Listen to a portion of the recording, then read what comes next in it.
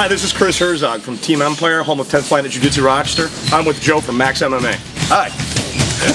You want me to conduct the interview today too? No, you go right ahead and tell us where you're from. I'm originally from Rochester, New York. Okay. We've been open in some way, shape, or form since 97. I've been involved in teaching and owning and partly running a school.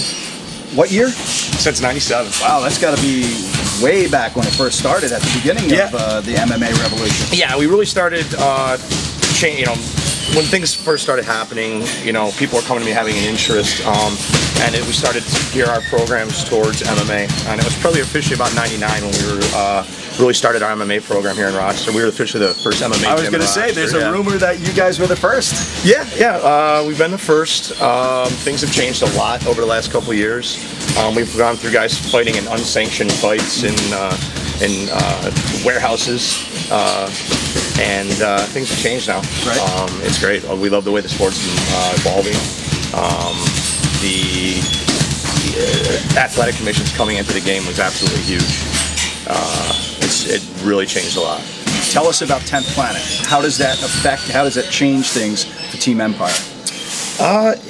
It was really a relatively easy transition. Everything we teach here at the Academy is geared towards MMA. All our grappling is geared towards MMA. All our striking is geared towards MMA. There's a lot of gyms out there that they'll have jiu-jitsu programs, and they're fantastic. They have great coaches, and they do really well in the jiu-jitsu scene. And then they have guys that are boxing gyms or kickboxing gyms, and they go out, or guys that are wrestlers. But what they don't do is they don't understand the nuance and the change, the transition that they have to make from boxing for boxing or kickboxing for kickboxing, or Muay Thai for Muay Thai, wrestling for wrestling. And when I started training with Eddie, it was a very easy transition because we already had the same mindset.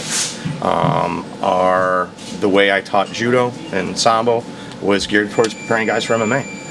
We were becoming less and less gi dependent, and the primary techniques, things that we worked on, dealt with overhooks and clinches and whizzers and underhooks, things that you need to do when you're doing no gi, and specifically for MMA to keep control when you're trying to take someone to the ground, or when you're on the ground trying to keep control of them so they can't do damage.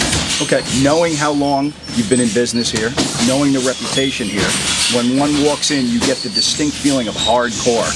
How does the everyday guy who just wants to learn jiu-jitsu learn here? The same way as everybody else. I'm not sure where that mystique came from. No, but the reality is we have all types of people here. The average person that wants to come in and just work out is the bill payers here. Those are the majority of the people that we have in the gym. We have a fight team, we have a competition team. We got guys that do tournaments all the time, whether it's jiu-jitsu, judo, sambo, submission grappling, right, whatever. Got guys fighting in boxing, girls fighting in boxing and kickboxing all the time. One of our top fighters is a female. Is that right? She does kickboxing, yeah. She can't do MMA, she's got some hip problems. Had some joints replaced and stuff, but she still goes out there and she's a scrapper.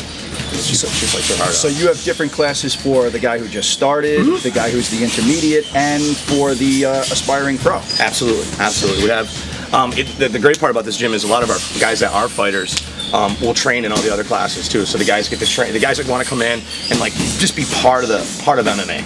We got guys that come in all the time like, man, I love the sport. I want to get involved. What can I do to get involved?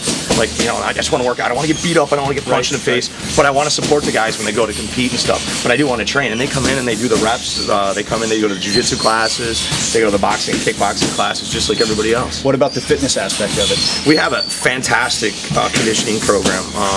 Shout out to my coach, Greg Walsh, runs Hell on Earth. He came in here and actually changed everything in the view of conditioning for my athletes. We have a specific class for that. We have guys that come in that don't have any interest in doing anything else but his conditioning classes, and they come in and get in crazy shape. We do a lot of plyometric stuff. We do a lot of stuff with kettlebells, lots of pull-ups, lots of burpees, all the stuff, stuff that's gonna all the MMA stuff. All the interval type training stuff that we do is incredible. And he does a fantastic job. I haven't had a guy gas in competition that has trained in this program. That's great. And I've had the benefits myself. So that's great. Well, Chris, it's great meeting you. Great to meet you too. Looks like you run a great place here.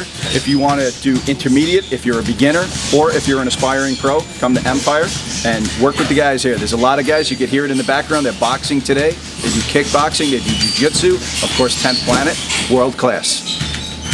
Thanks, man.